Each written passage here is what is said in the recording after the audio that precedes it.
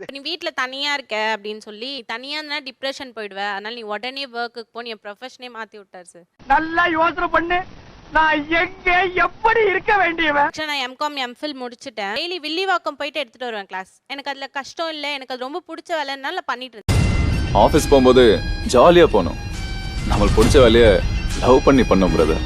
Mind divert ஆயிடும்னு சொல்லிட்டு இப்ப நான் ஒரு சலூன்ல மேனேஜர் ஆகிட்டேன். இது சலூன்ல மேனேஜர் ஆகிட்டாரு. ஆமா மேனேஜர் ஆயிட்டேன்.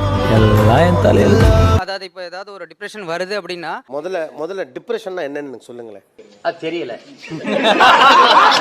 முதல்ல what is depression?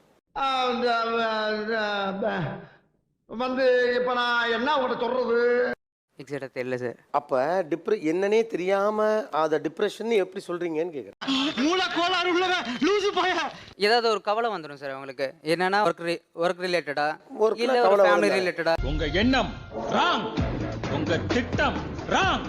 Picture perfect family try பண்றீங்க. குடும்பம் என்றால் எப்போதும் கலகலகன்னு நடந்துகிட்டு இருக்கணும்னு நினைக்கிறேன். லூசு போயிட்டு வந்து சிக்கிட்டமே. இவன் ரூட்லயே பேசி அனுப்பிச்சிட வேண்டியதான். 4x7 வந்து ஸ்மைல் பண்ணிட்டே இருக்கணும். சின்ன விஷயத்துக்கு சேடா இருந்தா கூட இஸ் நாட் வில்லிங். ஆத்தாடி ஆத்தா. எப்படி வருஷத்துக்கு ஒரு கிரிக்கெட்ட சிக்கிறடா சாமி.